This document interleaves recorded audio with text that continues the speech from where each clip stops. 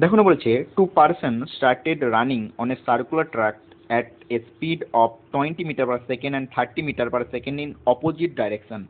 If the circumference of the circular track is 100 meter, find the how many distinct point they will cross each other.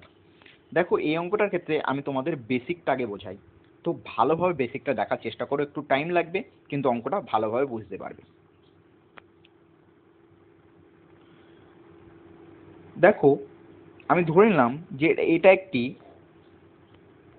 100 মিটারের truck. Clear হয়েছে? এটাকে ধরে নিলাম আমি, এটা হচ্ছে একটা 100 মিটারের ট্রাক। এবার একটা পয়েন্ট রয়েছে, এই জায়গা থেকে রেসটা শুরু হয়েছে, এ যাচ্ছে এই দিকে এবং বি যাচ্ছে অপোজিট দিকে। আমি এই জিনিসটাকে আরো সহজ করার জন্য আমি এটাকে 5 ভাগে ভাগ করলাম, 20 মিটার 20 মিটার করে। কেন করছি তোমরা পরবর্তীতে নিজেই বুঝতে পারবে। আমি ধরে নিলাম এইখানে করে এটা হয়ে যাচ্ছে প্রথম 20 মিটার, তারপর এটা হয়ে যাচ্ছে পরবর্তী 20 মিটার, নেক্সট 20 মিটার হচ্ছে এতখানি ধরে নিলাম, ফোর্থ হয়ে যাচ্ছে এটা, এবং ফিফথে গিয়ে এটাও একটা 20 মিটার। তাহলে দেখো 100 মিটারকে আমি 5 ভাগে ভাগ করলাম, 100 মিটারকে আমি 5 ভাগে ভাগ করলাম 20 মিটার 20 মিটার করে। ক্লিয়ার হয়েছে? এবার দেখো যখন আমাদের রেস শুরু হয় না, রেস একটা পার্টিকুলার সময়ে শুরু হবে, সেম সময়েই দুজনা রেস শুরু করবে। আর যদি সময় একই সময়ে তারা শুরু করে থাকে তাহলে আমি বলতে পারি টাইম ফিক্সড।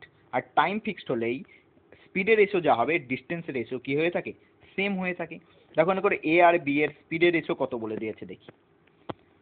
এ আর বি এর স্পিডের রেশিও কত বলে দিয়েছে? এ আর বি এর স্পিডের রেশিও বলেছে 20 আর 30, 20-30। তাহলে এটাকে শর্টেস্ট আকারে সাজালে কত হবে?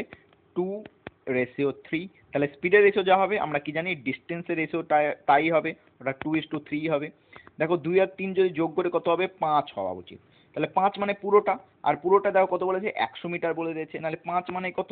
5 মানে হয়ে যাচ্ছে 100, নাহলে কত গুণ হয়ে যাচ্ছে? এটা 20 গুণ হয়ে যাচ্ছে। তাহলে 2 এর ভ্যালু আমরা পেয়ে যাচ্ছি 40, আর 3 এর ভ্যালু আমরা পেয়ে যাচ্ছি 60।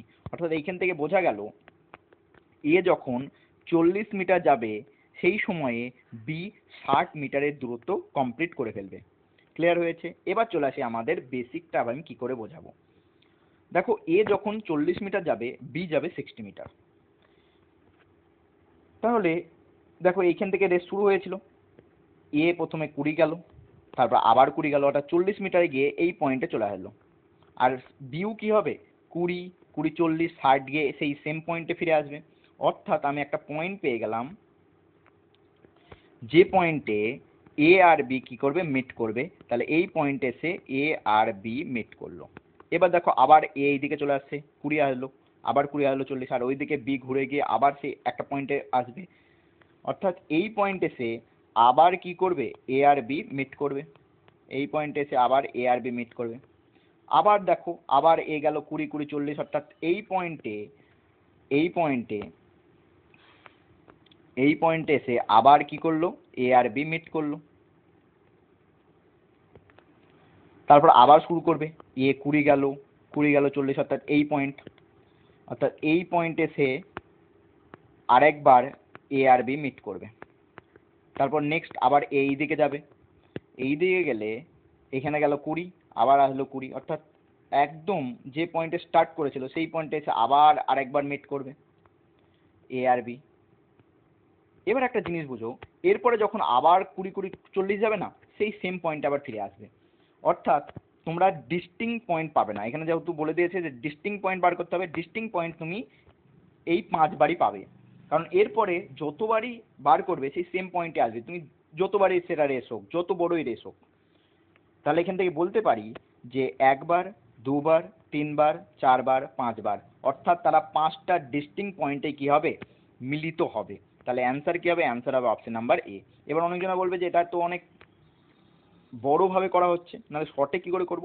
দেখো শর্টে করার ক্ষেত্রে যেটা তোমাদের স্পিডের রেশিও থাকবে না, সেই স্পিডের রেশিওটাকে যোগ করে দাও, সেটাই হয়ে যাবে আমাদের ডিস্টিং পয়েন্ট বার করার নিয়ম।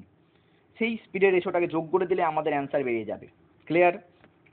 তাহলে এটা হয়ে যাচ্ছে আমাদের শর্ট প্রসেস, আর আমি তোমাদের বেসিকটাও পুরোভাবে বলে দিলাম, যেখান থেকে তুমি এই অঙ্কটাকে আরও খুব সহজেই বের করতে পারবে। ঠিক আছে, ধন্যবাদ।